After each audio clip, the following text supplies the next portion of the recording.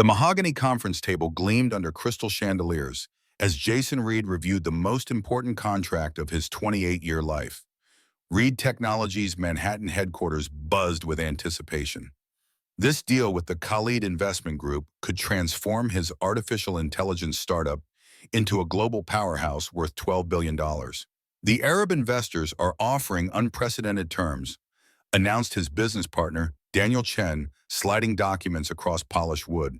Full funding for our military AI contracts, plus international expansion rights. It's everything we've dreamed of. Jason studied the Arabic and English text, his steel-gray eyes scanning numbers that represented 5 years of 18-hour days and sleepless nights. At 28, he'd already revolutionized predictive AI technology, but this partnership would make him one of the youngest tech billionaires in America. Sheikh Faisal Khalid specifically requested today's signing, Daniel continued. His plane leaves for Dubai tonight, so we need final approval within the hour. Jason nodded absently, touching the vintage Rolex on his wrist. The watch had been his father's final gift before cancer claimed him 7 years ago. William Reed had been a brilliant military engineer with an unfulfilled vision. On his deathbed, Jason had made a solemn promise. I'll build this company into a legacy you would be proud of. That promise had fueled countless nights of coding and development, transforming his father's preliminary research into cutting-edge artificial intelligence that could save American soldiers' lives.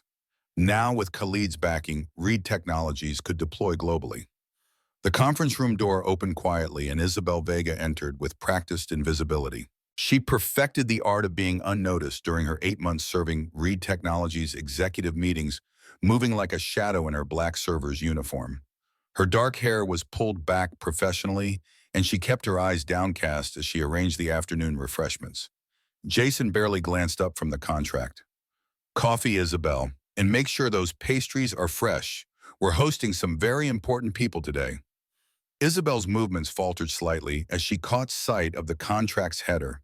Her fluency in Arabic, gained from years working in international finance, allowed her to read the document title that made her blood run cold. She continued arranging items with steady hands, but her mind raced. Of course, Mr. Reed, she replied softly, her voice carrying the faintest trace of an accent that most people assumed was Mexican, rather than the result of her multilingual education. As she poured coffee, Isabel positioned herself to overhear Daniel's phone conversation with their legal team.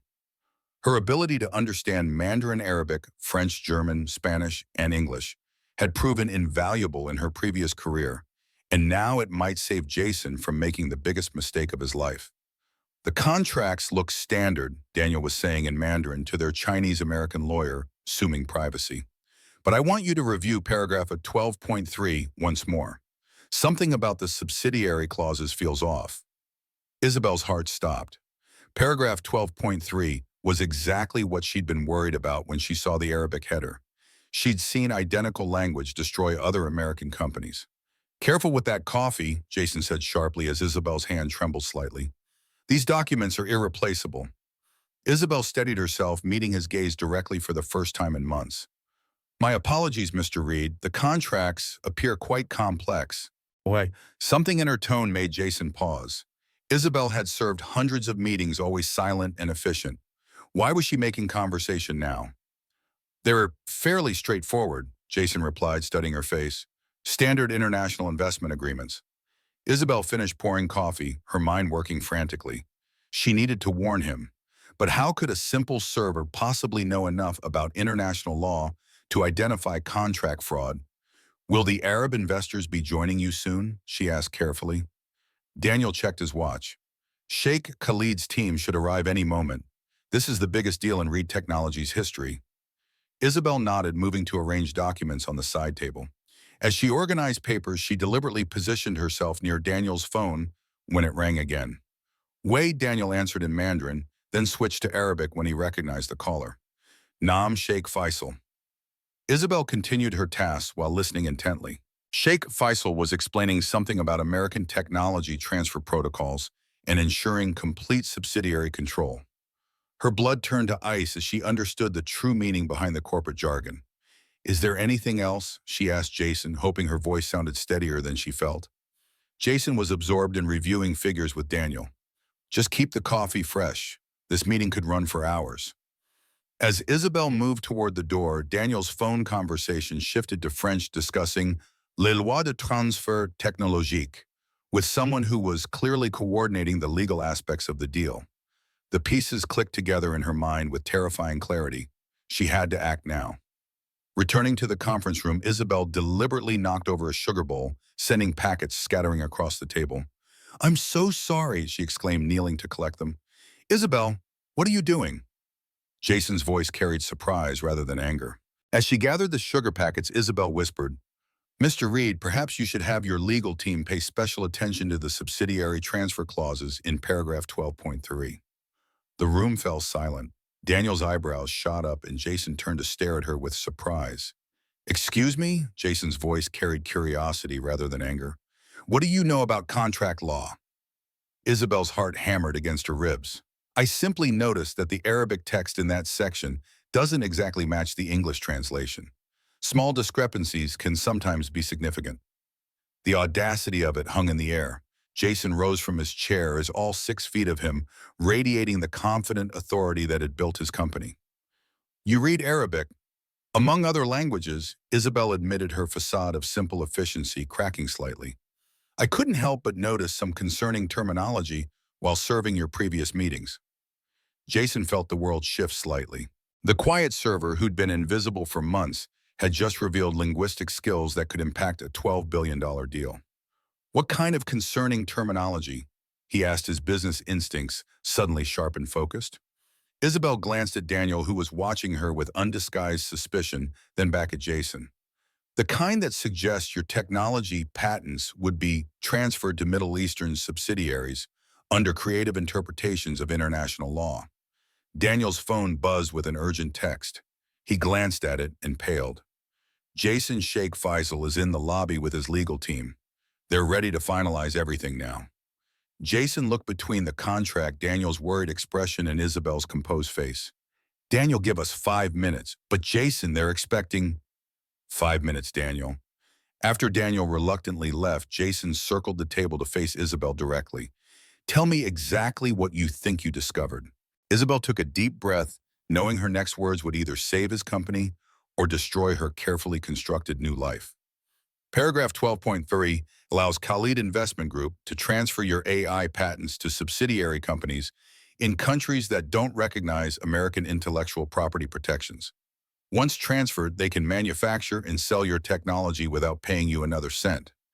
Jason felt cold dread creeping up his spine. "And you know this, how?"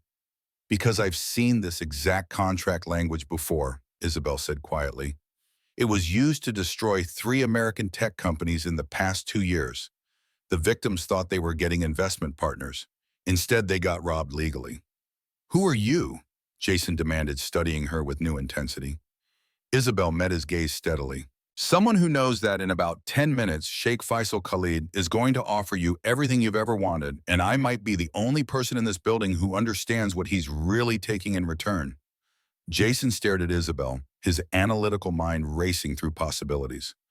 "You're telling me that the most prestigious investment group in the Middle East is planning to steal my company?"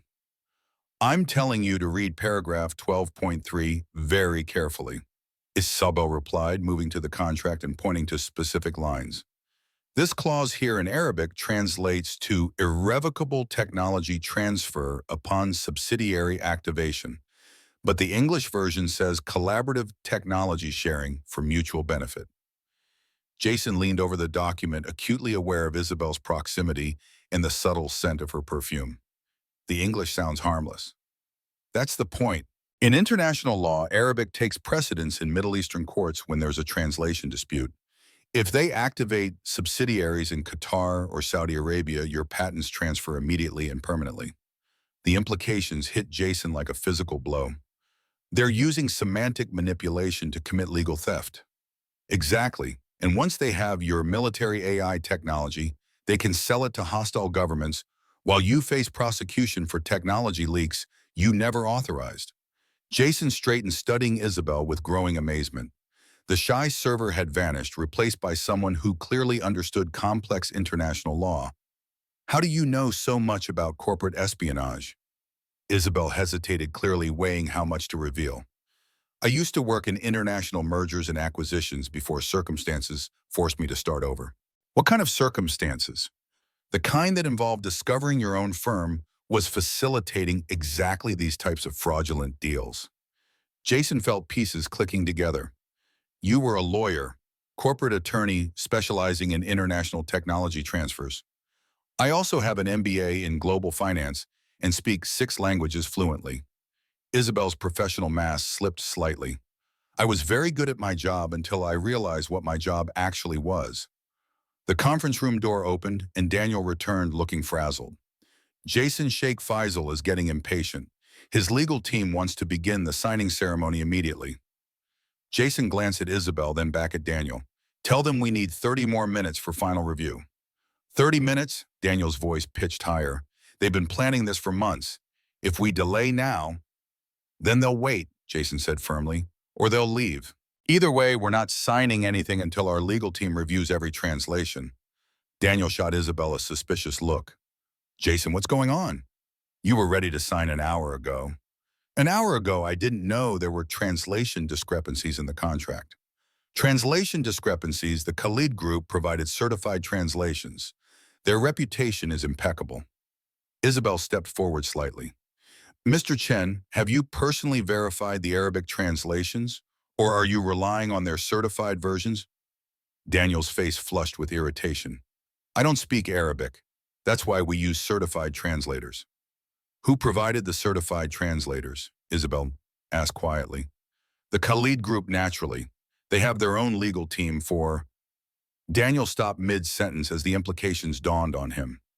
Jason felt the temperature in the room drop several degrees. They provided their own translators for a contract that benefits them. That's standard practice in international deals, Daniel said weakly. Isabel's expression remained neutral, but Jason caught the flicker of sympathy in her eyes. It's standard when all parties trust each other completely. Less standard when billions of dollars are at stake. Jason's phone buzzed with an urgent call from his head of legal. He answered quickly, speaking in rapid English, while Isabel listened with obvious understanding. Sarah, I need you to bring an independent Arabic translator to the office immediately. Yes, I know Sheikh Faisal is waiting. No, we're not signing anything until every word is verified by our own people. He hung up and found Isabel watching him with something that looked like approval. You're taking a significant risk, she said. If Khalid Group is legitimate, they'll be insulted by your lack of trust. And if they're not legitimate, then you just saved my company and possibly my life. Daniel ran his hands through his hair nervously. Jason, this is insane. The Khalid Group has invested in dozens of American companies successfully. Why would they suddenly start committing fraud? Jason and Isabel exchanged glances. Daniel, Jason said carefully, which companies has Khalid invested in recently? TechFlow Solutions, Quantum Dynamics, and Advanced AI Systems. Daniel rattled off proudly. All successful partnerships. Isabel's face went pale. Mr. Chen, you might want to check the current status of those companies. What do you mean? I mean, call their CEOs and ask how their partnerships are working out. Daniel's confident expression wavered. He pulled out his phone and dialed TechFlow's main number. After several minutes of transfers and holds, his face went white. TechFlow Solutions filed for bankruptcy 3 months ago, he whispered. Their CEO says Khalid activated subsidiary clauses and transferred all their patents to Qatar-based companies. The silence in the room was deafening. Jason felt a mixture of rage and gratitude as he realized how close he'd come to destroying everything he'd built. Isabel, he said quietly, you just saved my company. Not yet, she replied. Sheikh Faisal's team is still here, and they're not going to leave quietly when they realize their plan failed. Men who orchestrate $12 billion frauds don't typically accept defeat gracefully. Jason moved closer to her, drawn by her intelligence and the undeniable chemistry sparking between them. What do you suggest? Isabel's eyes met his, and he saw calculation mixed with something warmer. We need to document everything and contact the FBI before they can destroy evidence.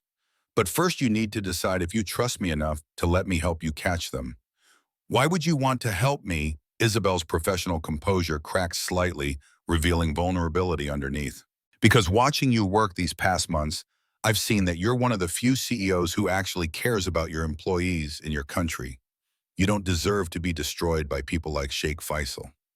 Jason stared at her, seeing her clearly for the first time. The simple uniform couldn't hide her intelligence or the elegant strength in her bearing. Who are you really, Isabel? Before she could answer, the conference room door burst open.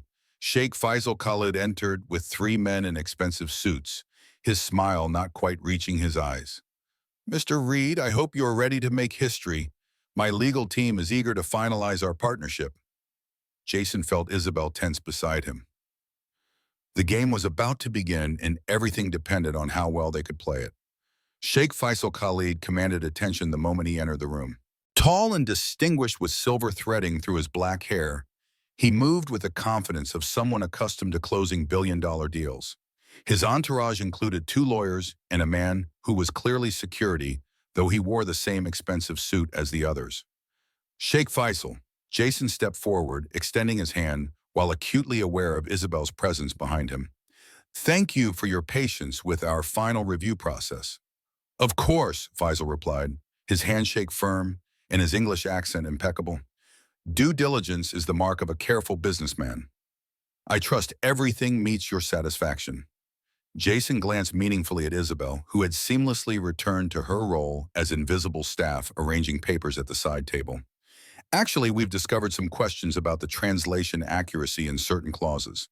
Faisal's smile remained fixed, but Jason caught the micro-expression of irritation that flashed across his face. Translation questions, I assure you, our legal team employs only the most qualified certified translators. I'm sure they do, Jason replied smoothly. However, our legal counsel insists on independent verification for all foreign language contracts. Company policy. Isabel moved closer to the refreshment table, positioning herself where she could overhear while appearing to focus on her duties. Her heart raced as she recognized the subtle shift in Faisal's demeanor. The predator, realizing his prey might not be as helpless as expected. Perhaps we could address specific concerns, suggested Dr. Khalil Mansour, Faisal's lead lawyer. I personally oversaw every translation to ensure absolute accuracy. Daniel, still shaken by his conversation with TechFlow Solutions, spoke up nervously. We are particularly interested in paragraph 12.3 regarding subsidiary technology transfers. The temperature in the room seemed to drop several degrees. Isabel watched Faisal's reflection in the polished conference table surface, noting how his jaw tightened almost imperceptibly. Ah, yes, Faisal said carefully. The collaborative technology sharing provisions. Quite standard for international partnerships of this scope. Isabel's phone set to silent mode buzzed with a text message. She glanced at it discreetly and felt her blood run cold. The message was in Arabic. The woman is listening. Eliminate the problem. Moving with practiced stealth, Isabel slipped the phone back into her pocket and continued arranging documents. But her mind raced. Jason, meanwhile, was studying the contract with new eyes. Sheikh Faisal, this clause about irrevocable technology transfer upon subsidiary activation. Could you explain how that differs from the English version about collaborative sharing? The silence stretched for several heartbeats too long. Faisal's lawyers exchanged glances that Isabel recognized as silent communication between conspirators. I believe there may be some confusion about technical legal terminology, Dr. Mansour said smoothly. Perhaps if we reviewed the documents together. That won't be necessary, Jason interrupted. Our independent translator should arrive within the hour. We can clarify everything then. Faisal's mask of polite patience began to slip. Mr. Reed, surely you understand that my schedule is quite demanding. Delaying this signing could complicate our timeline significantly. Isabel felt the walls closing in. Faisal's security man had positioned himself near the door, and she noticed him speaking quietly into a nearly invisible earpiece. Whatever was happening, it was escalating beyond contract negotiations. Jason, Daniel whispered urgently, maybe we should consider. The conference room phone rang, interrupting Daniel mid-sentence. Jason answered with a sharp "Reed." Isabel couldn't hear the other side of the conversation, but she watched Jason's face go pale as he listened. After a moment, he hung up and looked directly at Faisal. That was the FBI, Jason said quietly. They're investigating reports of corporate espionage involving technology transfers to Middle Eastern subsidiaries. Apparently, several American companies have filed complaints about fraudulent investment schemes. The mask finally dropped from Faisal's face completely. Mr. Reed, I hope you're not suggesting— I'm not suggesting anything, Jason replied. I'm simply informing you that federal agents will be here within 30 minutes to examine all contracts and documentation related to our potential partnership. Isabel saw Faisal's security man touch his earpiece again and speak in rapid Arabic. Execute contingency plan 3. Eliminate all witnesses. Her blood turned to ice. These weren't just white-collar criminals. They were prepared to use violence to protect their operation. Moving with careful precision, Isabel approached Jason under the pretense of refilling his coffee. As she leaned close to pour, she whispered in barely audible Spanish, Están armados, planean matarnos. They're armed. They plan to kill us. Jason's hand stilled on his coffee cup, but he gave no other sign he had heard her warning. Instead, he looked up at Faisal with a businessman's smile. While we wait for the federal agents, perhaps we could discuss your other successful American partnerships. Faisal's eyes narrowed. What do you mean? Well, Daniel mentioned TechFlow Solutions, quantum dynamics, and advanced AI systems. I'd love to hear about their experiences with the Khalid Group. Isabel continued serving coffee while watching the security man's hand drift toward his jacket. She needed to warn Jason more explicitly, but with Faisal's team monitoring every movement, one wrong word could trigger violence immediately. Instead, she deliberately knocked over the sugar bowl again, sending packets scattering across the conference table and onto the floor. As everyone's attention focused on the clumsy accident, she caught Jason's eye and mouthed silently, "Gun." Jason's training in crisis management kicked in.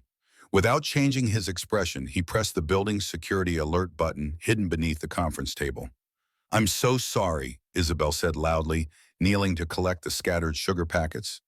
"How clumsy of me." "Perhaps," Faisal said, his voice carrying new menace, "we should conclude our business more privately away from unnecessary distractions."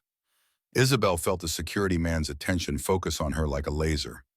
She'd been identified as a threat, and Faisal's team was preparing to eliminate everyone who could expose their operation. Jason stood slowly, projecting calm authority while his mind raced through escape scenarios.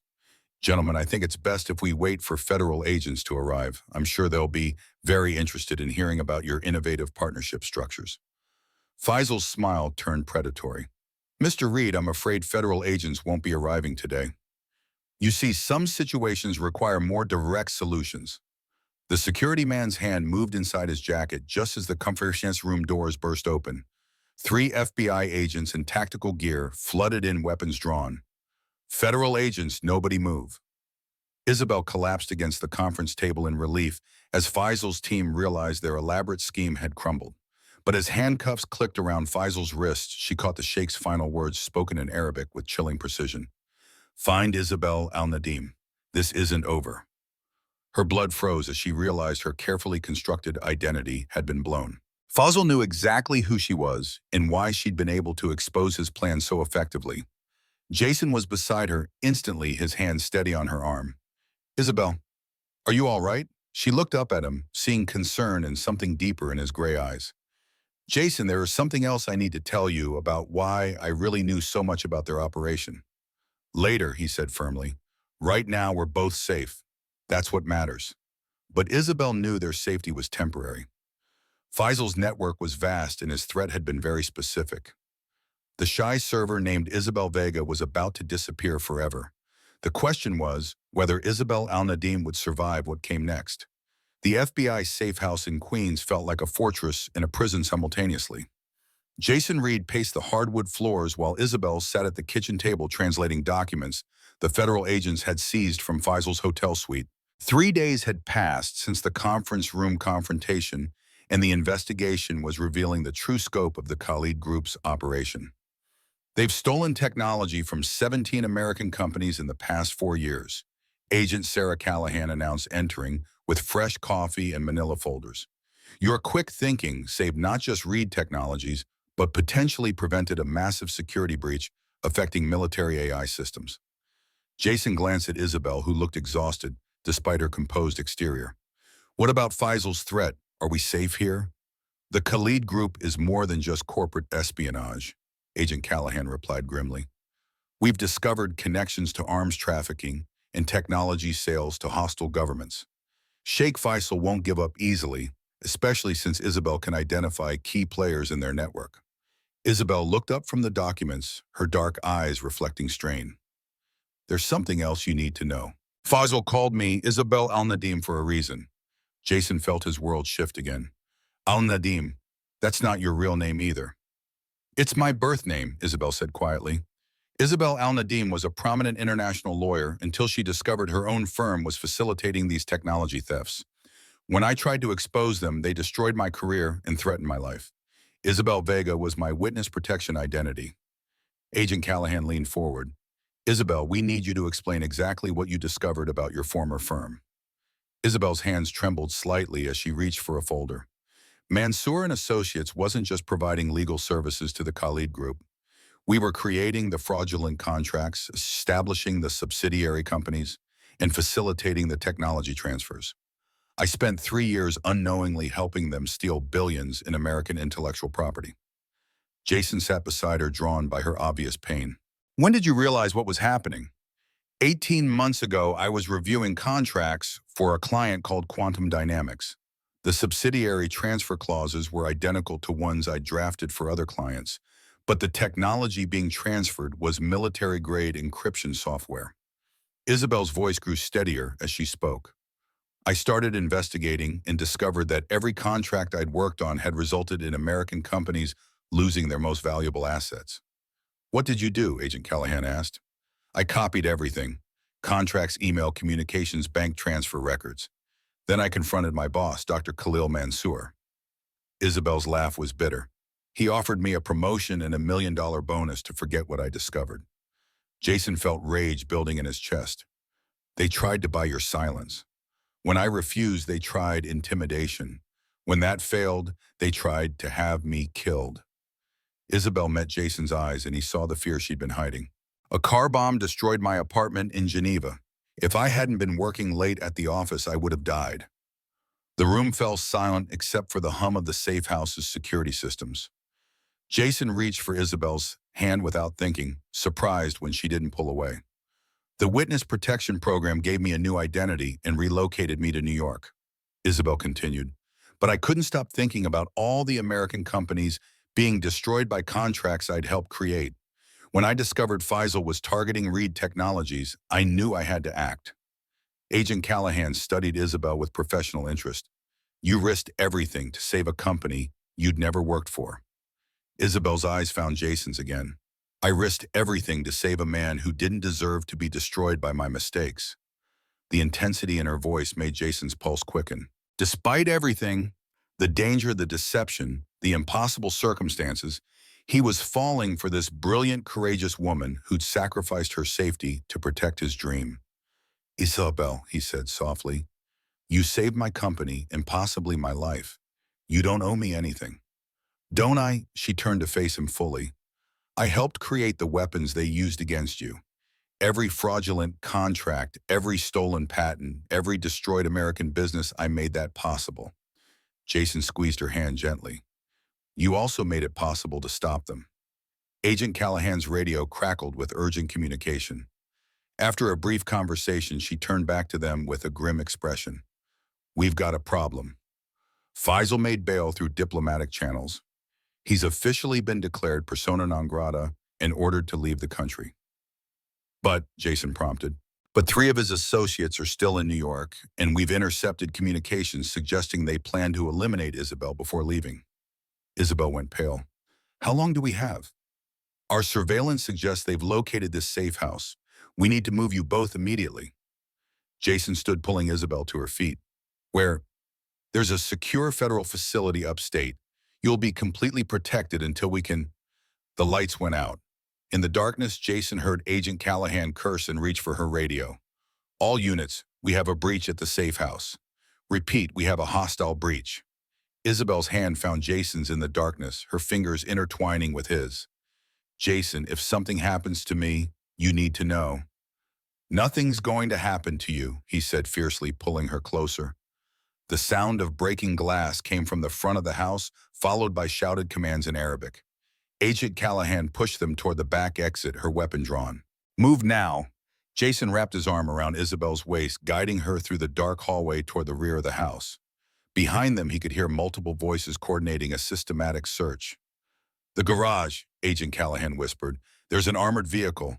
We can—" A gunshot echoed through the house, and Agent Callahan stumbled.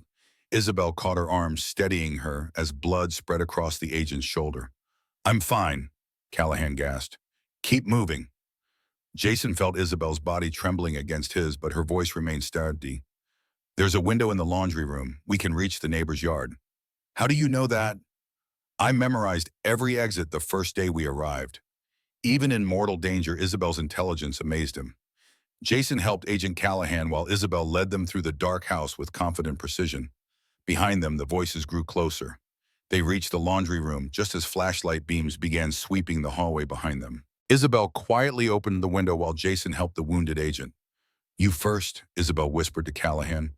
"No, you're the primary target. Go." Isabel hesitated, clearly torn between self-preservation and protecting the injured agent. Jason made the decision for her, lifting her toward the window. "I'm not losing you," he said quietly. "Not after everything we've been through." As Isabel slipped through the window, their eyes met in the dim light filtering from outside.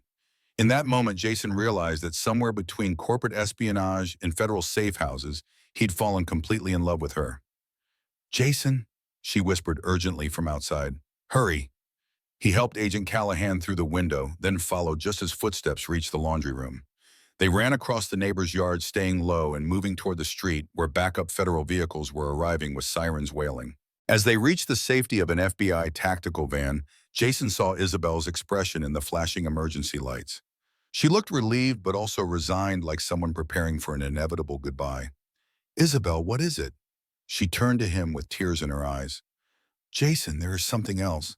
Something that changes everything between us." Before she could continue, the emergency medical personnel surrounded them, tending to Callahan's wound, while tactical agents debriefed them about the attack. The moment for personal revelations passed as they were quickly moved to another vehicle and whisked away from the compromised location. The federal courthouse in Manhattan buzzed with activity as Isabel prepared to testify before a grand jury investigating the Khalid Investment Group's international fraud network.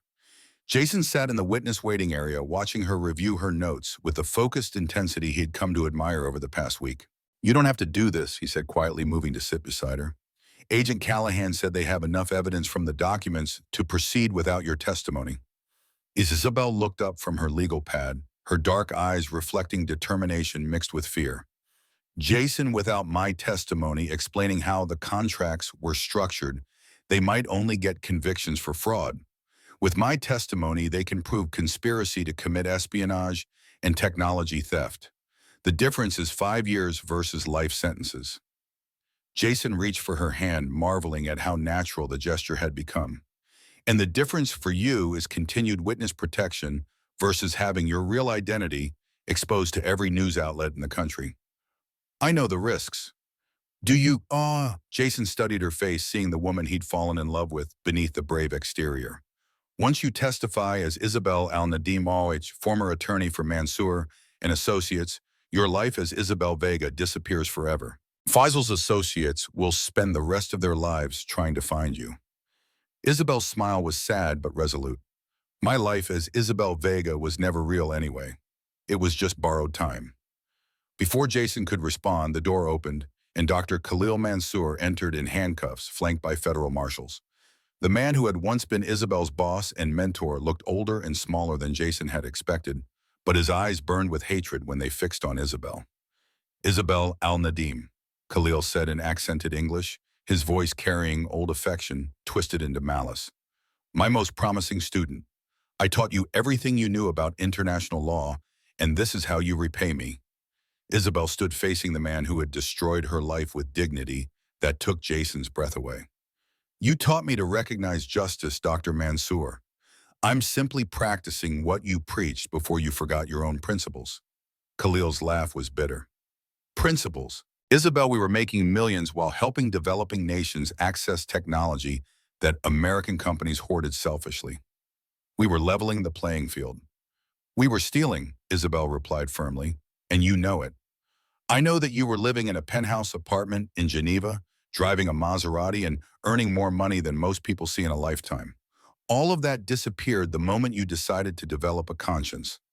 Jason felt rage building as he watched Khalil try to manipulate Isabel with reminders of her former lifestyle. But Isabel's response surprised them both. "You're right," she said calmly. "I had everything money could buy, but I didn't have the ability to sleep at night, knowing that my legal expertise was being used to destroy innocent people's dreams." She gestured toward Jason. "Do you know what Jason Reed was doing the night before you planned to steal his company? He was in his office at 2 in the morning personally reviewing employee benefit packages to make sure his staff could afford their children's medical care. This is the man you wanted to destroy for profit." Khalil's eyes shifted to Jason with cold assessment. "Ah, yes, the idealistic young American. Tell me, Mr. Reed, are you prepared for what loving Isabel al-Nadim will cost you?" Jason stepped closer to Isabel, putting his arm around her protectively. "I'm prepared for anything. Are you prepared for the fact that she's worth approximately $400 million? The words hit Jason like a physical blow. Isabel's face went white and she turned to stare at Khalil with horror. "What did you just say?" Jason asked quietly. Khalil smiled with malicious satisfaction. "Didn't she tell you Isabel al-Nadim isn't just a brilliant attorney? She's the sole heir to the al-Nadim shipping fortune. Her father's business empire is worth nearly $500 million, all of it sitting in Swiss accounts waiting for her to claim it." Jason felt the floor shift beneath his feet. "Isabel." Isabel's voice was barely above a whisper. "Jason, I can explain. The only reason she was working for our firm," Khalil continued, clearly enjoying their shock, "was because her father wanted her to understand international business before inheriting his empire. She was never a regular employee. She was playing at being a lawyer." Jason stepped back slightly, his mind reeling. "You're a billionaire." "I was supposed to be," Isabel said, tears forming in her eyes. "But when I discovered what Khalil's firm was really doing, I couldn't claim money that might have been earned through association with criminals. I've been living on witness protection stipends because I refused to access funds that might be connected to stolen technology." The complexity of her sacrifice hit Jason like a tidal wave. She hadn't just given up her career and safety. She'd given up a fortune to expose the truth. "Isabel," he said softly, "why didn't you tell me?" "Because I knew how you'd react," she replied, her voice breaking. "You built your company from nothing. You're proud of earning everything yourself. How could I tell you that I was born into wealth beyond anything you have achieved?" Khalil laughed cruelly. "She's right to worry, Mr. Reed. Can your masculine pride handle being with the woman who could buy your little company a dozen times over?" Jason felt anger surge through him, not at Isabel, but at Khalil's attempt to destroy what they'd built together. "Dr. Mansour, you clearly don't understand what kind of man Isabel chose to love." He turned to Isabel, cupping her face in his hands. "Do you really think I care about money? Isabel, you gave up $400 million to save my company and countless others. You're the most selfless, courageous person I've ever met." "But the difference between us," Isabel began. "The difference between us," Jason interrupted, "is that you're better than me in every way that matters. You're smarter, braver, and more principled. If anything, I should be worried about whether I'm good enough for you." Isabel's tears spilled over as she saw the sincerity in his eyes. "Jason, I love you. But my money, my family's business, it complicates everything." "No," Jason said firmly, pulling her closer. "It doesn't complicate anything. We'll figure it out together." The federal marshals began moving Khalil toward the door, but he called back one final threat. "Isabel, claiming your inheritance means revealing your location to every one of Faisal's associates worldwide. Your father's fortune comes with a target on your back." Yes, as the door closed behind Khalil, Isabel collapsed against Jason, overwhelmed by the weight of decisions that would define the rest of their lives. "Jason," she whispered, "there's something else I need to tell you. Something I discovered in the Khalid Group's files that I think connects to your father." Jason stiffened. "My father, what are you talking about?" Before Isabel could answer, Agent Callahan entered the room, her arm in a sling from the gunshot wound. "We need to move. Your testimony is scheduled in 30 minutes. Isabel squeezed Jason's hand. "Tonight. I promise I'll explain everything tonight." The grand jury room felt cavernous and cold as Isabel took the stand. For 4 hours, she meticulously detailed the inner workings of the Khalid Group's fraud network explaining contract clauses and technology transfer mechanisms with clarity that captivated every juror.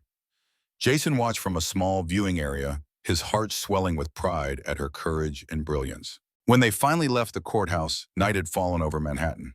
A federal security detail escorted them to a new safe house in Brooklyn Heights, a brownstone with bulletproof windows and cutting-edge security systems. Once inside, Jason turned to Isabel. "Now tell me what you found about my father." Isabel took a deep breath and removed a folder from her briefcase. "When I was translating the files from Faisal's hotel room, I found several references to something called Project Artemis. It was a military AI development program from 7 years ago. That was just before my father died." Jason said, his voice tight. "He worked on early AI applications for defense systems." "I know," Isabel said quietly. "The files mentioned William Reed specifically. Your father wasn't just working on any AI system, Jason. He was developing an algorithm to detect fraud in defense contracts." Jason sank onto the couch. "That's impossible. He never mentioned anything like that to me." "According to these documents, your father discovered that a group called Prometheus was systematically stealing billions from military contracts through a complex network of shell companies and inflated invoices. He designed an AI to track and expose them. Prometheus, not the Khalid group." Isabel spread several documents on the coffee table. "Prometheus is much bigger than Khalid or Mansour. It's a shadow organization of billionaires, corporations, and corrupt officials who control technology development and acquisition across multiple countries. The Khalid group is just one of their procurement arms." Jason's mind raced. If my father was developing technology to expose them, why didn't he go public with it? Isabel's eyes met his, filled with sorrow. "Jason, the final document I found was a Prometheus executive order dated 2 weeks before your father's death. It authorized the permanent resolution of the Artemis threat." The implication hit Jason with devastating force. "Are you telling me my father was murdered?" "The order was signed by someone with the codename Hephaestus. And look at this." Isabel pointed to a medical report in Arabic. "This document describes the administration of a compound that causes rapid cellular deterioration, similar to aggressive cancer." Jason's hands began to shake as he stared at the file. "My father died of lung cancer. That's what all the doctors said. This compound mimics cancer perfectly, but it moves much faster. It's undetectable unless someone is specifically looking for it." Isabel took Jason's trembling hands. "I'm so sorry, Jason, but I think your father discovered something so dangerous that they couldn't let him live." "And my AI," Jason whispered, the pieces suddenly clicking into horrible clarity. "It's based on my father's original algorithms. I've been unknowingly continuing his work all this time. That's why the Khalid group targeted your company so aggressively. Your AI could potentially do what your father's program was designed to do: expose the entire Prometheus network." Jason stood abruptly, pacing the room as memories flooded back. His father's sudden insistence on teaching him everything about his work in those final months. The cryptic advice to look beyond the obvious patterns in data analysis. The deathbed gift of his cherished Rolex with the inscription, "The truth waits for the right moment." "He knew," Jason said, his voice breaking. "He knew they were killing him, but he couldn't tell me. He was protecting me by keeping me ignorant." Isabel moved to his side, placing a gentle hand on his shoulder. "He also gave you everything you needed to finish what he started. The core algorithms, the programming approach. All of it was designed to eventually uncover what he'd found." Jason touched his father's watch, seeing it with new understanding. "All this time I thought I was building his legacy by growing the company, but his real legacy was the truth." That night, sleep eluded both of them. They sat in the kitchen of the safe house, sharing a bottle of wine, as Jason told stories of his father. The brilliant engineer, the patient teacher, the man who spent weekends helping veterans learn computer skills. "He would have loved you," Jason said, a sad smile crossing his face. "He always said I needed someone smarter than me to keep me humble." Isabel laughed softly. "And he would have been proud of what you've built." "I'm not sure anymore," Jason admitted. "If his work was meant to expose corruption, and I've been using those same algorithms for military contracts without understanding their true purpose, have I really honored his legacy at all?" "You built exactly what he would have wanted," Isabel said firmly. a foundation strong enough to finish what he started. Jason's eyes met hers across the kitchen table. What are you suggesting? Your AI system with some modifications could track and expose the entire Prometheus network. We have enough information from the Khalid files to reconstruct what your father was looking for. You want to take on an international conspiracy that killed my father and tried to kill you, a group powerful enough to manipulate global finance and technology. Isabel's expression grew determined. What's the alternative? Live in hiding forever. Let them continue stealing technology and corrupting governments. Your father gave his life to expose this, Jason. He literally coded his legacy for you to find. Jason stared at his father's watch for a long moment, then looked up with steel in his eyes. Where do we start? For the next 2 days, they worked relentlessly. Jason accessed Reed Technologies' servers, remotely digging into the core algorithms that his father had designed. Isabel pored over the Khalid documents, identifying key Prometheus financial patterns and shell company structures. Together, they began reconstructing the detection system William Reed had envisioned. On the third morning, Agent Callahan arrived with news. The grand jury has returned indictments against Khalid Mansour and 6 others. But Khalil is talking, offering names in exchange for leniency. What names? Isabel asked, looking up from her laptop. High-ranking officials, corporate executives. He claims there's a larger organization behind everything. Callahan gave them a pointed look. Sound familiar? Isabel and Jason exchanged glances. How much do you know about Prometheus? Jason asked carefully. Enough to know it's not officially supposed to exist, Callahan replied, and enough to know that people who investigate it tend to have unfortunate accidents. Like my father, Jason's voice was tight. Callahan's expression softened. We found the same documents Isabel showed you. Our analysts agree that William Reed was likely targeted because of his work. I'm sorry, Jason. So what now? Isabel asked. We just drop it and let these people continue operating. I didn't say that, Callahan responded, setting her coffee mug down firmly. The Bureau has been trying to build a case against Prometheus for years, but we've never had enough evidence to tie all the pieces together. Jason leaned forward. What if we could give you that evidence? What if we could track every transaction, every shell company, every fraudulent contract in their network? How? So, my father's algorithms, Jason explained. They were designed to detect exactly the kind of financial manipulation Prometheus uses. With Isabel's knowledge of their legal structures and my AI expertise, we've been rebuilding his detection system. Callahan looked skeptical. And you think you can accomplish in a few days what federal investigators haven't managed in years? We have something they don't, Isabel said. The original architect's blueprints and his son, who inherited his genius. Jason felt a flush of pride at Isabel's words. For the first time since learning the truth about his father's death, he felt something beyond grief, a sense of purpose, of continuity. He was truly carrying on William Reed's legacy. If we do this, Callahan said slowly, you need to understand the risks. Prometheus has infiltrated governments, corporations, intelligence agencies. If they realize what you're doing, they'll come at you with everything they have. They already killed my father and tried to steal my company, Jason said grimly. I'd say we're already on their radar. And I've been running from them for 18 months, Isabel added. I'm tired of looking over my shoulder. Callahan studied them both and nodded sharply. All right, you'll have full FBI resources and protection. But this operation stays completely off the books. Only my most trusted team will know the details.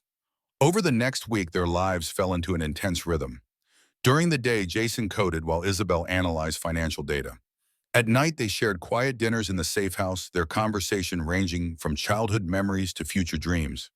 Despite the danger surrounding them, or perhaps because of it, their bond deepened. Tell me about your father, Jason asked one evening as they sat on the small rooftop terrace, the Brooklyn Bridge glittering across the East River. The shipping magnate who sent his daughter to become an international lawyer. Isabel smiled softly. Tariq al-Nadim was a self-made man. He started with one cargo ship and built an empire of 80 vessels operating across 3 continents. But he was old-fashioned, wanted me to understand the business from every angle before taking over. He sounds like my father, Jason observed. William Reed believed you couldn't lead what you didn't understand down to its foundations. They would have gotten along well, Isabel agreed. My father insisted I learn international law because shipping crosses so many jurisdictions. He never imagined I'd discover a criminal enterprise at my own firm. Do you think he knew anything about Prometheus? Isabel's expression grew troubled. I've been wondering that same thing. The Al Nadim Shipping Company handles cargo for many defense contractors. What if some of those shipments were part of the fraud? My father or his executives might have facilitated unknowingly. Is that why you haven't claimed your inheritance? Jason asked gently. Fear that it might be tainted. Partly, Isabel admitted, but mostly because accessing those accounts would immediately reveal my location. The Swiss banks have reporting requirements that Prometheus could monitor. Jason took her hand. When this is over, when Prometheus is exposed, you'll be able to reclaim your name, your heritage, everything they took from you. What about us? Isabel asked quietly. Will your pride really be able to handle my family fortune? Jason laughed softly. Isabel, I fell in love with a woman I thought was a coffee server. Learning you were a brilliant lawyer didn't change my feelings. Finding out you're an heiress won't either. He kissed her hand. Besides, Reed Technologies is about to release a groundbreaking AI security system. I might catch up to your net worth sooner than you think. Isabel's laughter was interrupted by Agent Callahan bursting onto the terrace. We've got movement. Khalil Mansour was found dead in his cell an hour ago, made to look like suicide. The joy drained from Isabel's face. They're cleaning house. It gets worse, Callahan continued grimly. We've intercepted communications suggesting Prometheus knows about your investigation. They've deployed assets to New York specifically to target you both. How? Jason demanded. This operation is completely off the books. They must have sources inside the Bureau, Callahan said. We need to move you immediately. The safe house is compromised. No, Jason said firmly. We're too close to finding what we need. My program is nearly finished parsing the financial data. Jason, these people killed Khalil in federal custody. Isabel argued. They can reach us anywhere. Exactly, he countered. So running just delays the inevitable. We need to finish this now while we still can. Callahan's radio crackled with an urgent message. Her face paled as she listened. Multiple vehicles approaching from the north and east. We have less than 5 minutes. The program needs at least 20 minutes to complete its analysis, Jason said, already moving toward the stairs. We have to buy time. The next few minutes passed in a blur of activity. Callahan deployed her agents around the perimeter while Jason transferred his program to a secure cloud server. Isabel gathered the most crucial documents preparing for their escape. Jason, she called from the bedroom. Look at this. He joined her, finding her staring at her laptop screen. What is it? I've been cross-referencing Prometheus leadership mentions in the Khalid files. The name Hephaestus appears repeatedly, the same signature on the order targeting your father. Do you know who it is? Isabel nodded, her face ashen. Based on context and timeline analysis, there's only one possibility. She turned the screen toward him. Senator Victor Harrington, chairman of the Defense Appropriations Committee. Jason stared at the evidence in shock. A sitting U.S. senator is running Prometheus. It makes perfect sense, Isabel said grimly. He's overseen trillions in defense spending over the past decade. He would have the access and authority to divert funds through fraudulent contracts. The windows downstairs shattered as the first explosive charge detonated. Callahan rushed into the room. They're here. We need to move now. Jason downloaded the Hephaestus files to a secure drive as gunfire erupted outside. The tunnel exit, Callahan shouted over the noise. Now, they raced down to the basement where a maintenance tunnel led to an adjacent building. As they reached the tunnel entrance, a massive explosion rocked the house above them, sending dust and debris raining down. They're trying to bring down the building on top of us, Callahan yelled, pushing them forward. The narrow tunnel was pitch black, save for the beam of Callahan's flashlight. They moved as quickly as possible, the sounds of destruction growing more distant behind them. Almost there, Callahan assured them, as a faint light appeared ahead. The tunnel exit led to a parking garage where an unmarked FBI vehicle waited. They piled in, Callahan taking the wheel and speeding up the ramp onto the Brooklyn streets. Where are we going? Isabel asked, clinging to Jason as the car swerved through traffic. Secure location outside the city, Callahan replied tersely. We have a tech hub there where Jason can finish his program. As they crossed the bridge into Manhattan, Jason checked the secure drive. Isabel, look at this. The program completed its initial analysis before we escaped. She leaned over to see his screen, her eyes widening. My God, it's worse than we thought. The screen displayed a complex network of shell companies all converging on a central hub controlled by Senator Harrington. Billions of dollars flowed through this structure, skimmed from defense contracts over the past decade. $50 billion, Isabel whispered. They've stolen $50 billion from American taxpayers and sold military technology to hostile governments, Jason added, scrolling through the data, including the encryption software your client was developing when you discovered the fraud. Isabel's face hardened with resolve. We need to get this to the Justice Department immediately. We will, Callahan assured her, but first we need to make sure you both survive to testify. As they drove north out of the city, Jason noticed a black SUV maintaining distance behind them. I think we're being followed. Callahan checked the rearview mirror. Good eye, hold on. She executed a sudden turn, cutting across 3 lanes of traffic. The SUV followed, accelerating to close the distance. Definitely not friendly, Callahan muttered, pulling her weapon with one hand while steering with the other. Jason, take the wheel.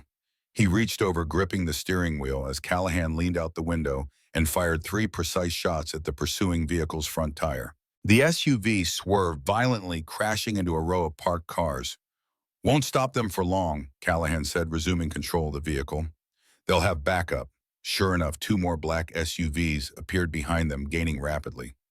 We can't outrun them, Isabel realized. We need to change vehicles. Grand Central, Callahan decided, making a sharp turn downtown. We can lose them in the crowd and take the train north. They abandoned the car 2 blocks from the station, moving quickly through the evening commuters flooding the streets. Inside the vast terminal, Callahan guided them toward the tracks.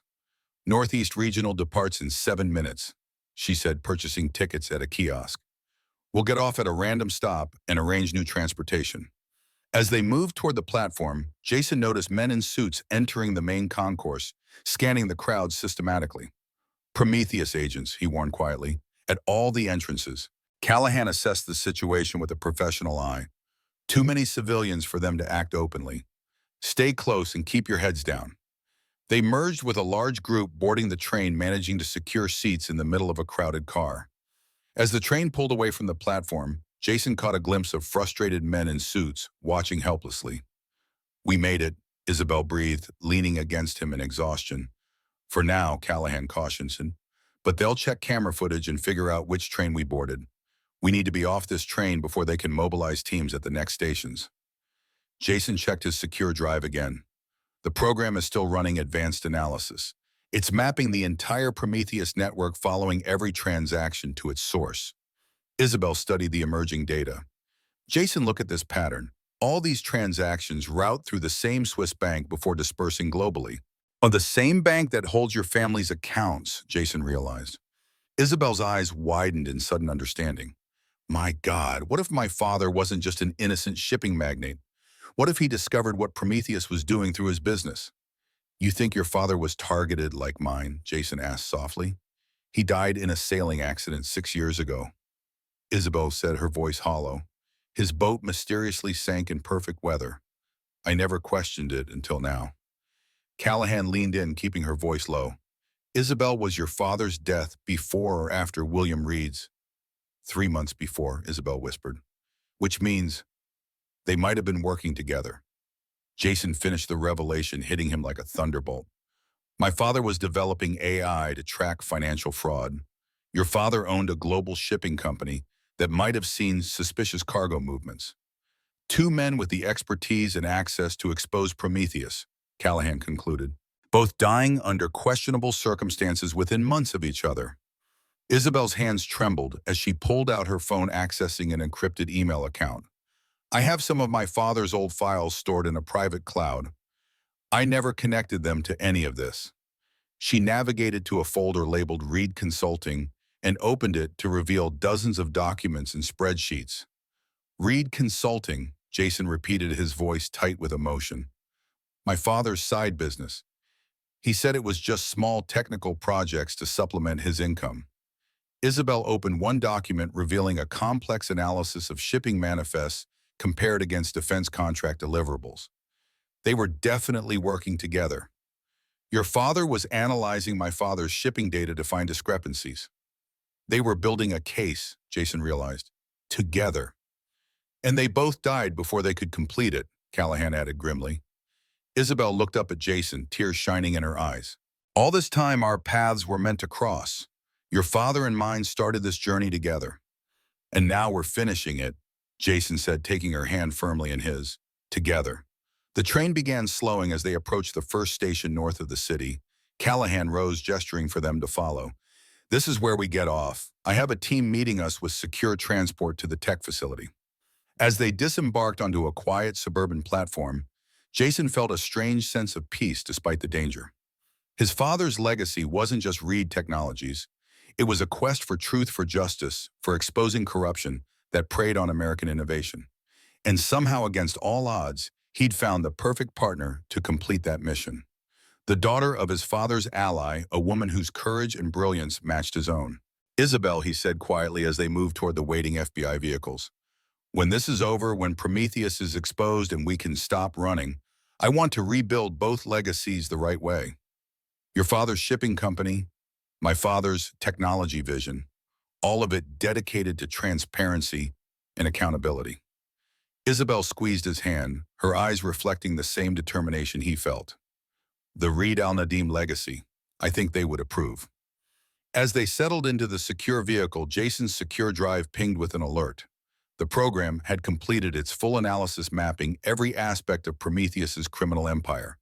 The evidence they needed to expose Senator Harrington and his entire network was now in their hands. We've got them. Jason said, his voice filled with quiet triumph. All of them.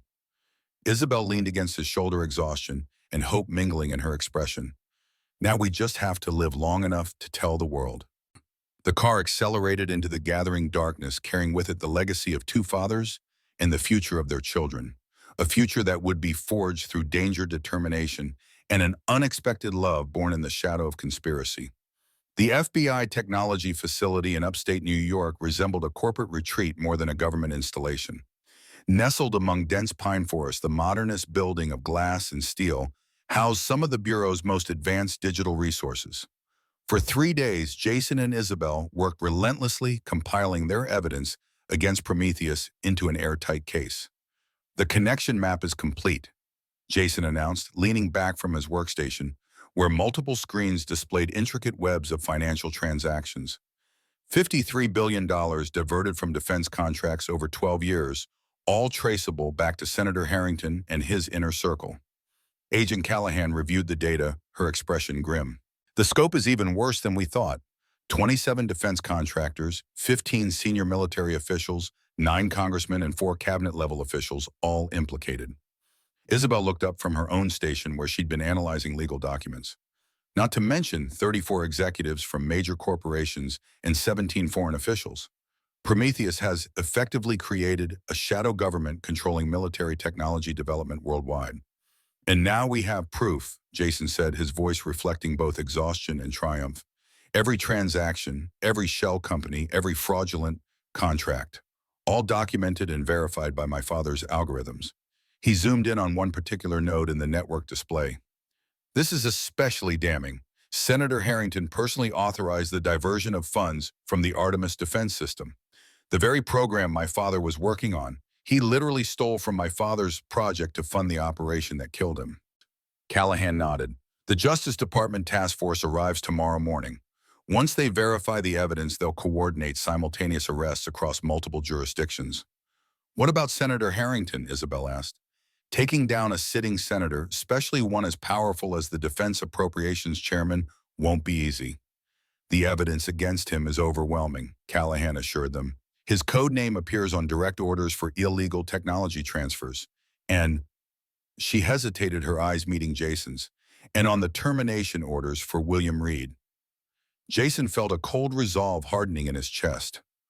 After a lifetime believing his father had died from natural causes, the confirmation that he'd been murdered by a corrupt senator cut deep. But alongside the pain came a sense of clarity. His father's legacy wasn't just the technology he'd created. It was his moral courage, his refusal to look away from corruption, even when it cost him everything. Tomorrow we finish what our father started, Jason said quietly to Isabel. 7 years of justice delayed. Isabel reached across the table, taking his hand. Justice, not vengeance, she reminded him gently. That's what they would have wanted. Later that afternoon, as a technician brought them coffee, Jason noticed Isabel staring at a photograph of William Reed they had found in the Khalid files. He looks just like you, she observed. Same eyes, same determined expression. Jason smiled sadly. He was the most principled man I've ever known. Always said that technology was neutral. It was the purpose behind it that mattered. He believed AI could make the world more transparent, more accountable. Is that why you continued his work, to honor that belief? Initially, I just wanted to prove I could do what he did, Jason admitted. Build something revolutionary, make a name for myself. It wasn't until recently that I understood what really mattered to him wasn't the technology itself, but what it could reveal. Isabel nodded thoughtfully. My father was similar. Shipping wasn't his passion, justice was. He built his fleet to connect worlds, not just to make money. She hesitated. I've been wondering if he suspected something long before he died. He was always teaching me to look for discrepancies in manifest, to question when cargo didn't match documentation. They were both teachers preparing their children for a battle they knew was coming, Jason realized, even if they couldn't tell us directly. I found something else while searching through my father's archives, Isabel said, pulling out her tablet. Look at this, a photo from a maritime security conference in San Diego 7 years ago. Jason leaned in to see the screen, his breath catching. There in the grainy conference photo stood William Reed and Tariq Al-Nadim, deep in conversation at a reception. His father looked healthy but serious months before his diagnosis. They did know each other, Jason whispered, touching the screen. How did they meet? According to my father's calendar entries, they were both on a Department of Defense advisory panel about supply chain security, Isabel explained. Your father was presenting on AI applications for detecting anomalies in defense procurement, and my father was there representing the shipping industry's perspective. Two honest men in positions to see the whole picture, Jason said, each with half of the puzzle, and both smart enough to connect the dots and realize what they were seeing wasn't just inefficiency or isolated fraud. It was systematic theft on a massive scale. That night in the secure quarters provided by the FBI, Jason found himself unable to sleep. He sat by the window staring out at moonlight, filtering through pine branches, his father's Rolex heavy on his wrist. Tomorrow would change everything. Bringing down Prometheus would not only secure justice for their fathers, but transform the landscape of defense contracting worldwide. A soft knock at his door interrupted his thoughts. Isabel entered, wrapped in a borrowed FBI sweatshirt that fell to her knees, her dark hair loose around her shoulders. Can't sleep either, she asked, settling beside him on the window seat. Too much on my mind, he admitted. After tomorrow, Senator Harrington and his entire network will face justice. But what comes next for us?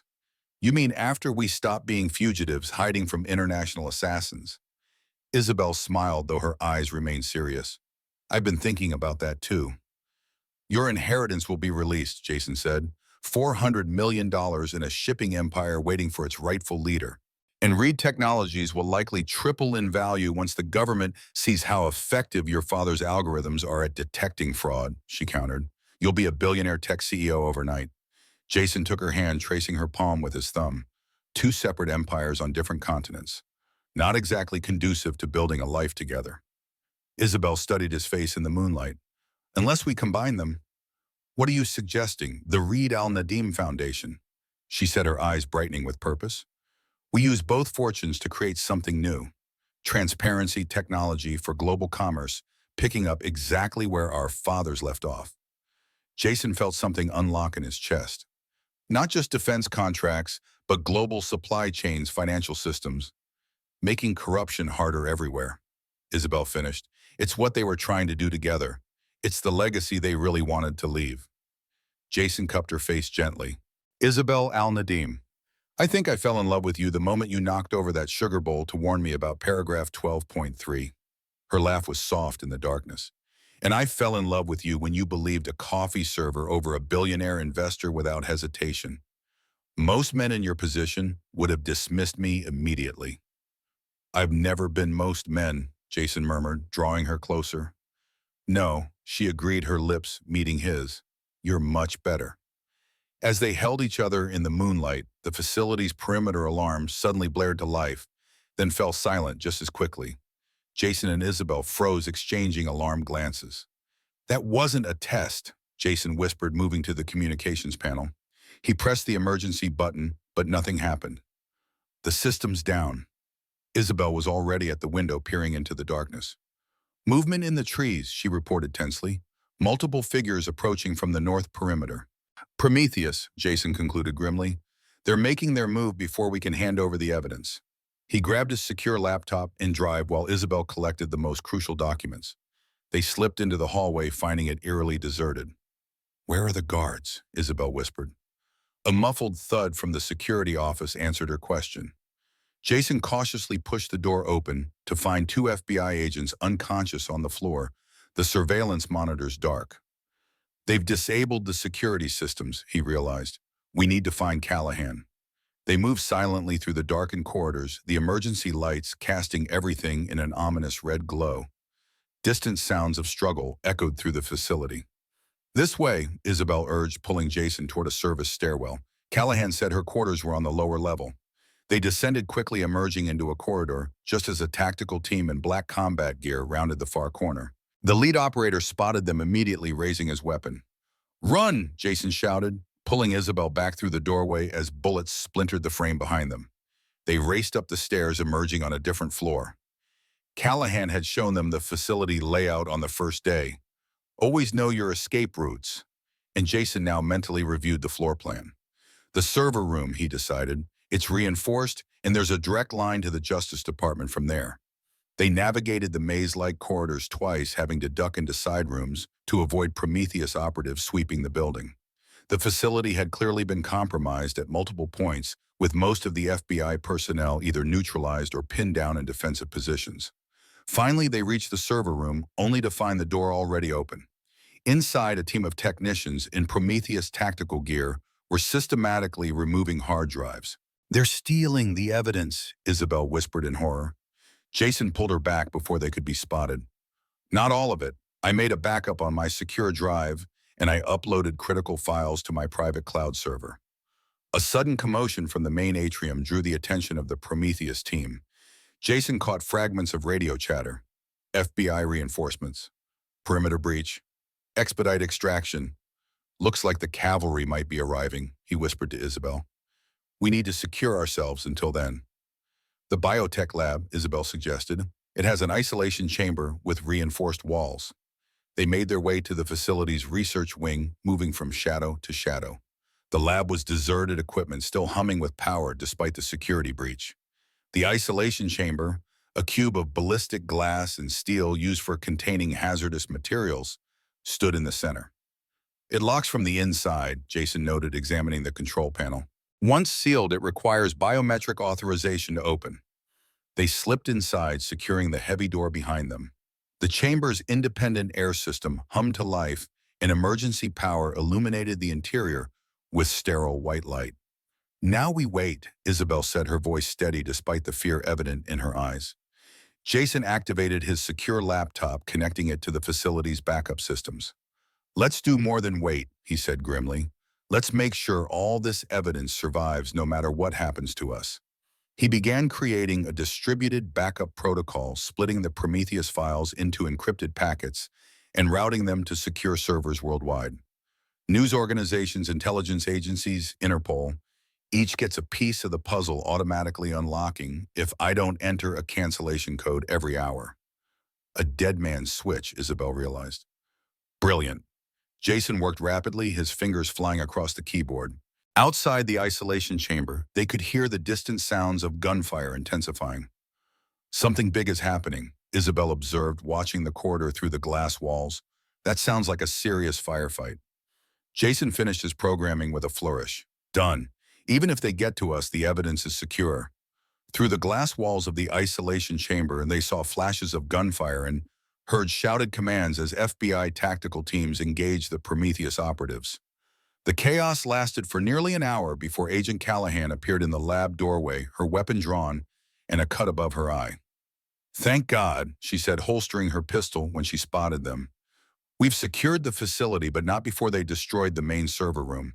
They were thorough. It doesn't matter, Jason said as they emerged from the chamber. I've backed up everything and implemented a fail-safe distribution system. Even if they'd captured us, the evidence would have gone public within the hour. Callahan looked impressed. Smart move. The reinforcements arrived just in time. We had intelligence that Senator Harrington himself was planning to oversee this operation personally. Fortunately, our counterattack forced him to abort. He would have come himself, Isabel asked, shocked at the audacity. Powerful men often believe they're untouchable, Callahan replied grimly, but his willingness to risk exposure shows how desperate they've become. We need to move quickly before they can regroup. Throughout the night, FBI technical teams worked to restore communications and secure the facility. By dawn, the Justice Department task force had arrived earlier than planned due to the attack. 20 senior officials, including the Deputy Attorney General herself, assembled to review the evidence Jason and Isabel had compiled. For 4 hours, they methodically presented their findings, explaining the complex network of fraud that had ensnared American defense contracting for over a decade. The room fell into stunned silence as the true scope of Prometheus's operation became clear. The scale is unprecedented. The Deputy AG acknowledged, her expression grave. But the evidence is irrefutable. Senator Harrington has betrayed his oath of office in the most fundamental way imaginable. We'll need your testimony, she continued, addressing Jason and Isabel, both about the evidence itself and about the attempts on your lives. We're ready, Jason assured her. Good.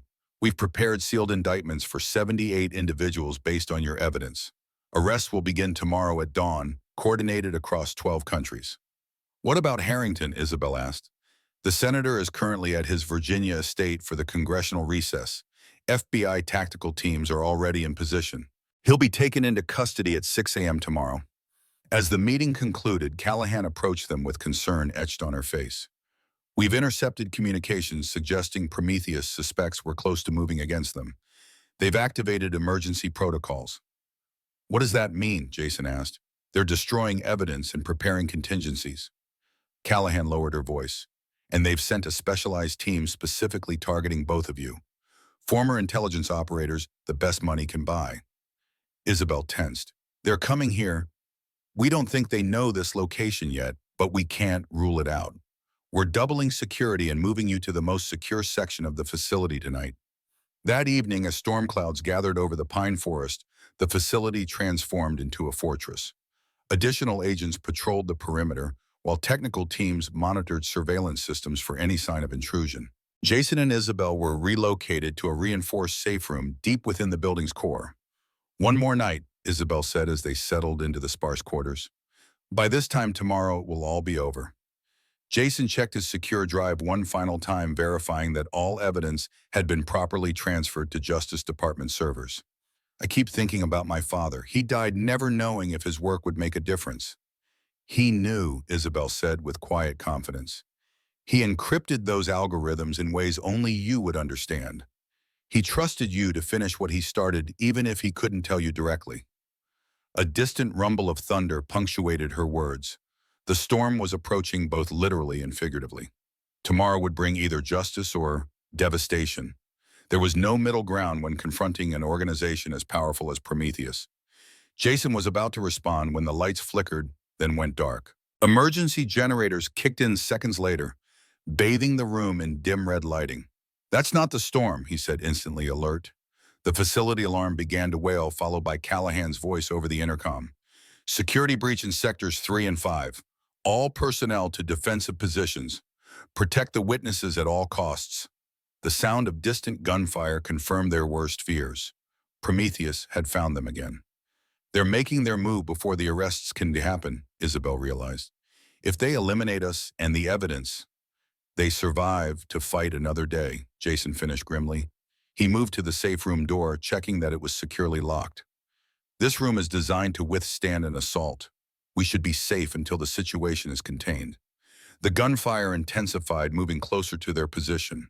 Through the reinforced walls, they could hear shouted commands and the heavy thud of tactical teams moving through the facility. What if they don't contain it?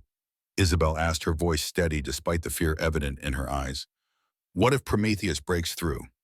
Jason accessed the room's security panel, bringing up surveillance feeds from throughout the facility. Multiple screens showed chaotic scenes, armed men in tactical gear advancing methodically through the building, engaging FBI personnel in fierce firefights. They're well-trained and well-equipped, Jason observed. Military precision. Isabel peered at one of the screens. That's Viktor Kozlov, she said, pointing to a tall man directing the assault. Former Spetsnaz commander, now Prometheus's head of security. I saw his file in Khalil's documents. They sent their best, Jason said grimly. On another monitor, they watched as Kozlov's team breached the server room, planning explosive charges on the main databanks. The screens briefly flashed white as the explosions detonated, then returned to show the smoking ruins of the facility's central database. They're destroying the evidence, Isabel whispered.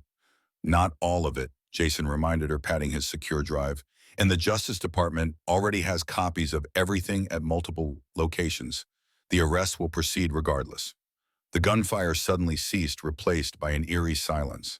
On the monitors, they watched as Kozlov retrieved a satellite phone and spoke briefly. Moments later, a familiar figure appeared on the screen, striding confidently through the facility's main entrance.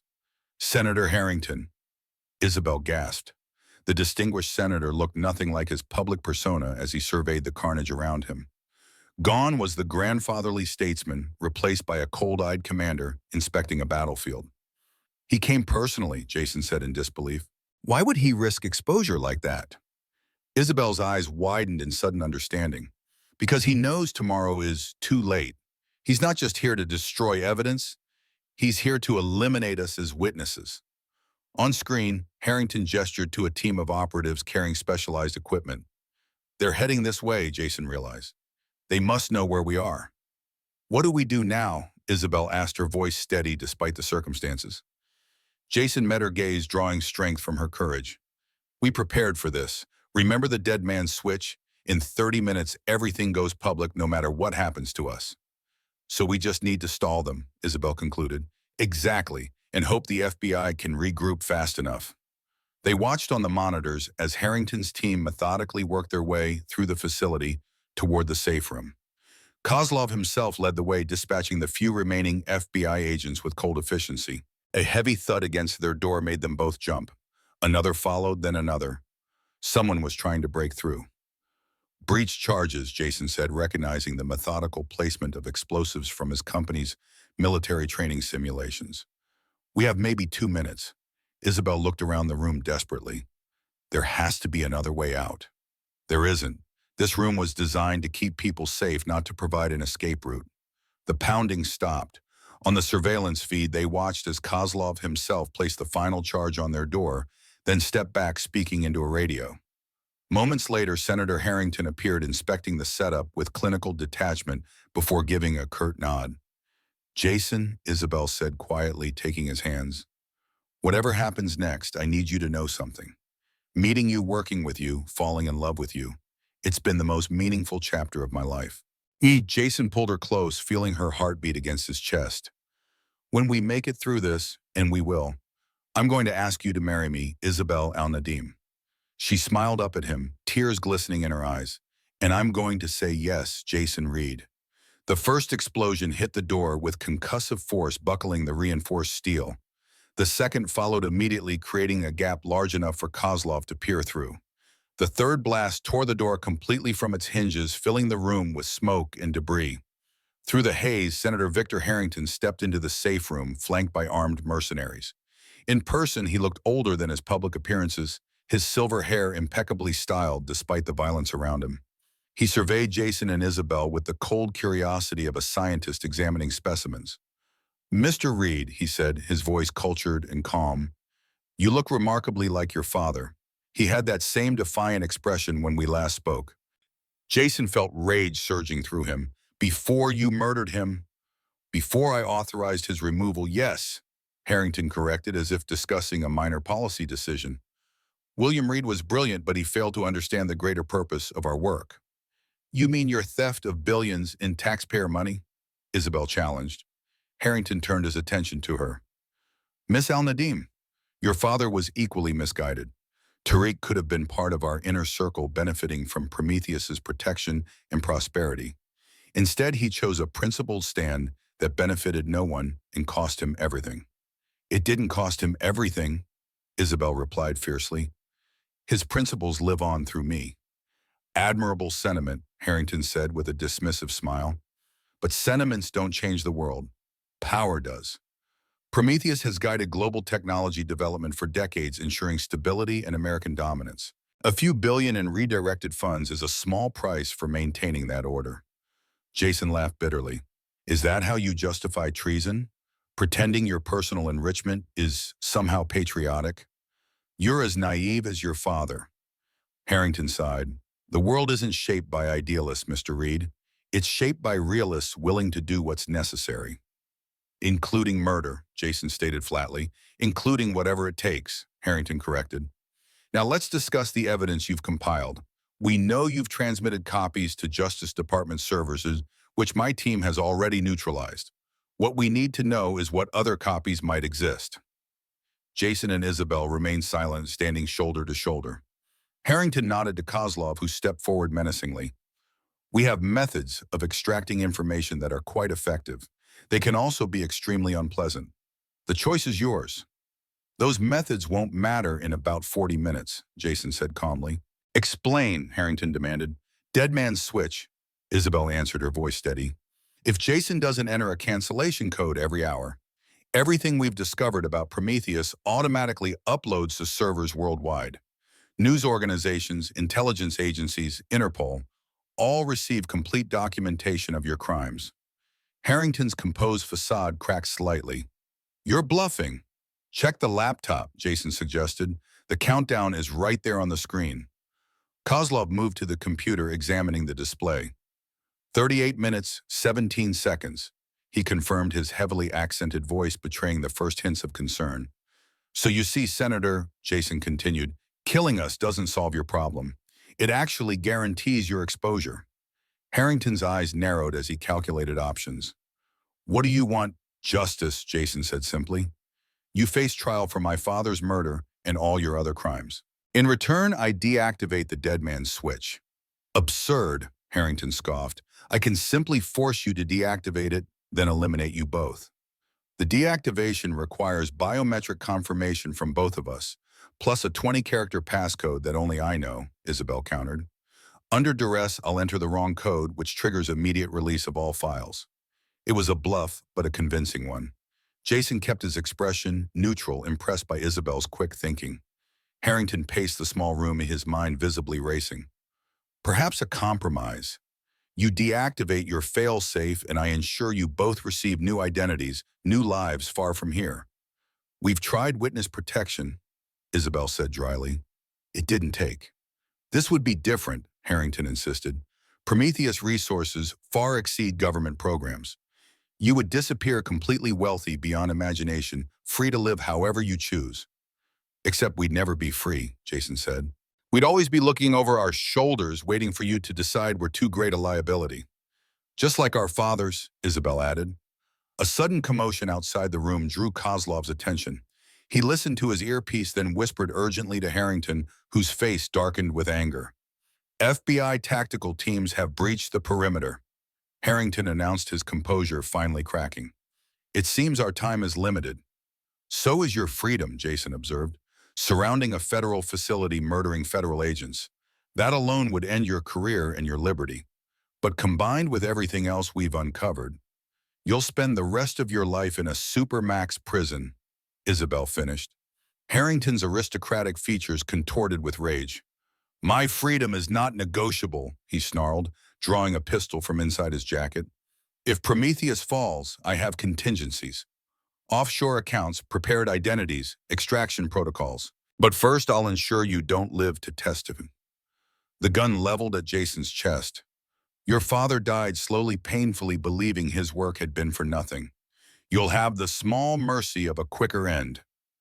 As his finger tightened on the trigger, a deafening explosion rocked the facility. The ceiling above them partially collapsed, sending Harrington and his mercenaries staggering. In the chaos, Jason lunged forward, tackling the senator and sending the gun skittering across the floor. Kozlov recovered quickly, drawing his own weapon, but Isabel was faster. She grabbed a metal chair and swung it with all her strength, catching the Russian across the face. He stumbled backward, blood streaming from his nose. Jason and Harrington grappled on the floor, the senator's age belied by surprising strength. "You're just like your father," Harrington spat, "too principled to do what's necessary." "My father taught me principles are exactly what's necessary," Jason countered, finally pinning the older man, "especially when facing men like you." The room filled with smoke and shouts as FBI tactical teams breached the remaining defenses.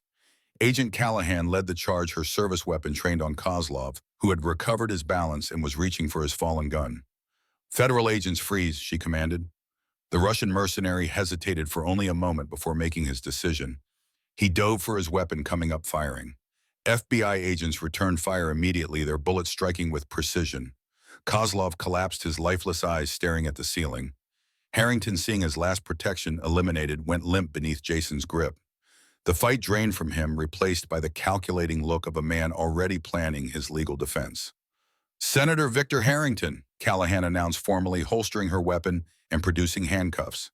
"You're under arrest for conspiracy, treason, fraud, and the murders of William Reed, Tariq al-Nadim, and numerous others." As Harrington was led away, his once commanding presence diminished by defeat, Jason and Isabel stood in the wreckage of the safe room, holding each other tightly. "It's over," Callahan confirmed, returning to them. "Prometheus operations are being raided worldwide as we speak. 43 arrests so far, with more coming hourly." "The evidence?" Jason asked urgently. "Secure." Harrington's team damaged some servers, but the Justice Department had already created redundant copies at multiple locations. "Your father's algorithms proved their worth today. They'll be studying them for years." Isabel sagged against Jason in relief. "So we won." "You did more than win," Callahan said with genuine respect. "You changed history. Defense contracting will never be the same after these revelations." The weeks that followed saw a flurry of activity as Prometheus's vast criminal enterprise unraveled. Jason and Isabel testified before congressional committees, grand juries, and international tribunals, methodically explaining the elaborate fraud network their fathers had died trying to expose. Senator Harrington and his co-conspirators faced a staggering array of charges, from fraud and money laundering to espionage and murder. The evidence was overwhelming, built on the foundation William Reed and Tariq al-Nadim had started years before. 3 months after the raid on the FBI facility, Jason stood in the Manhattan offices of Reed Technologies, looking out over the city skyline. The company had tripled in value since the Prometheus revelations, with government agencies worldwide clamoring for his father's fraud detection algorithms. "Quite a view," Isabel said, joining him at the window. She had just returned from Switzerland, where she'd finally reclaimed her family's shipping empire after years in hiding. "How does it feel to be Isabel al-Nadim again?" Jason asked, taking her hand. "Surreal," she admitted. The banking officials were falling over themselves to help the long-lost heiress who helped bring down an international conspiracy. "But it's the shipping captains I really enjoyed meeting. They all had stories about my father, his integrity, his fairness, his vision." "Legacy matters," Jason said softly. "Not the money or the patents, but the principles behind them." Isabel nodded, her eyes reflecting the afternoon sunlight. "I've been thinking about what we discussed in the safe house, about combining our resources to build something new." "The Reed al-Nadim Foundation," Jason recalled. "I've had my attorneys draft incorporation papers," Isabel said, pulling a folder from her briefcase. $400 million from the al-Nadim Trust, combined with whatever Reed Technologies can contribute." Jason smiled. "As it happens, our IPO closed yesterday. My stake is currently valued at just over $390 million. Isabel laughed. "So we're almost equals then." "I was always punching above my weight with you," Jason said, pulling her close. "The foundation charter focuses on transparency technology for global commerce," Isabel explained, opening the folder. "Just as we discussed, starting with defense contracting, then expanding to global supply chains, financial systems, and eventually governmental procurement worldwide. Making corruption harder everywhere," Jason murmured, reviewing the documents. "It's perfect. It's exactly what our fathers would have wanted." 6 months later, the grand ballroom of the Plaza Hotel in New York glittered with crystal chandeliers and elegant floral arrangements. The inaugural gala of the Reed al-Nadim Foundation for Global Transparency had drawn leaders from business, government, and civil society worldwide. Jason Reed stood at the podium, surveying the distinguished crowd with quiet pride. In the front row, Isabel sat beside Agent Callahan, now promoted to assistant director, Following the Prometheus investigation, Isabel wore a navy blue gown that matched her eyes, looking every inch the sophisticated philanthropist she'd become. The Foundation's mission is simple, Jason explained to the rapt audience. We provide technology, education, and resources to combat corruption in global commerce through legitimate partnerships that respect intellectual property and foster genuine economic growth. We believe that innovation should lift everyone up, not tear anyone down. The applause was enthusiastic, but Jason only had eyes for Isabel. Over the past 6 months, they'd worked tirelessly to combine Reed Technologies and Al Nadim Shipping into forces for positive change. Reed Technologies now focused on transparency algorithms for government contracting, while the Al Nadim fleet specialized in humanitarian aid transport and ethical supply chain management. None of this would have been possible. Jason continued, his voice growing warmer. Without the woman who taught me that true strength isn't about building walls around your success. It's about using your success to build bridges for others. Isabel's cheeks flushed as attention turned to her. She'd never fully adjusted to public recognition after years in hiding. Isabel Al-Nadim Beso. Jason said, former attorney, whistleblower heiress, and the woman who saved not just my company, but my understanding of what it means to be truly successful. The applause grew louder as Isabel smiled, the brilliant, unguarded smile that Jason had fallen in love with during their first conversation about fraudulent contracts. Isabel, Jason said, his carefully prepared speech forgotten as he looked at the woman who changed his life. Would you join me up here? Isabel's eyes widened in surprise, but she rose gracefully and made her way to the podium. When she reached Jason, he took her hands in his. 6 months ago, he said, speaking now to Isabel rather than the audience, I thought I knew what I wanted from life. Success, wealth, recognition, all the things that look impressive on paper. Isabel's eyes sparkled with unshed tears as she realized what was happening. But you taught me that real success isn't about what you achieve. It's about who you become in the process of achieving it. You made me a better man, a better leader, and a better human being. Jason released one of her hands to reach into his jacket pocket, withdrawing a small velvet box. Isabel Al-Nadim, he said, dropping to one knee as gasps and applause filled the ballroom. You saved my company, exposed international criminals, and sacrificed everything for justice. But most importantly, you showed me what it means to love someone completely and without reservation. Isabel's tears spilled over as Jason opened the box to reveal a stunning emerald engagement ring surrounded by diamonds. Will you marry me? Jason asked, his voice carrying clearly through the silent ballroom. Will you build this crazy, beautiful, complicated life with me? Isabel looked down at the man who'd stood by her through federal investigations, death threats, and the revelation of her hidden fortune. The man who'd never once made her feel like her money was more important than her heart. Jason Reed, she said, her voice shaking with emotion and joy. You are the most stubborn, brilliant, protective man I've ever met. You challenged me to be brave when I wanted to hide, and you loved me when I couldn't love myself. The audience held its breath as Isabel paused, her smile growing radiant. Yes, she said clearly, loud enough for everyone to hear. Yes, I'll marry you. Yes, I'll build this beautiful life with you. And yes, I'll spend the rest of my life showing you that the smartest thing you ever did was trust a server who spoke too many languages for her own good. The ballroom erupted in applause as Jason slipped the ring onto Isabel's finger and stood to kiss her properly. As their lips met, Isabel whispered against his mouth, you realize this means you're stuck with me and my $400 million, right? Jason laughed, pulling her closer. Isabel Al-Nadim Reed has a nice ring to it. And just think of all the good we can do with $800 million in 2 companies. $800 million, Isabel asked in surprise. Reed Technologies' IPO went through this morning, Jason said with a grin. Apparently successfully fighting international corporate espionage is very good for business. Isabel's laugh was pure joy as she kissed him again, not caring that 800 people were watching.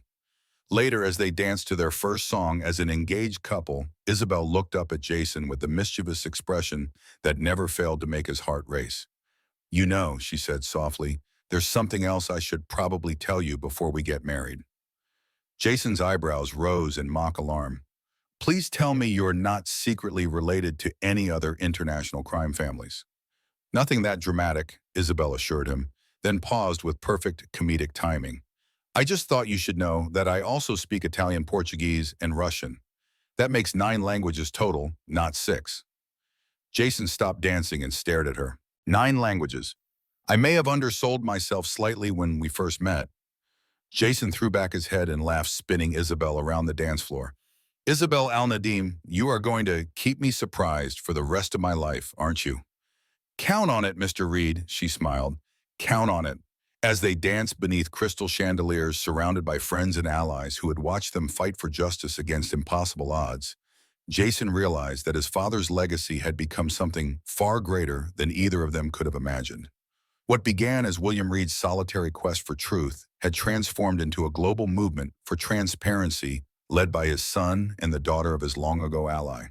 And somewhere Jason believed William Reed and Tariq al-Nadim Maying were looking down with pride, knowing their children had not only avenged their deaths, but had built something magnificent from the foundation they'd laid together. 6 months after the gala, the Reed al-Nadim Foundation had opened technology centers in 12 countries.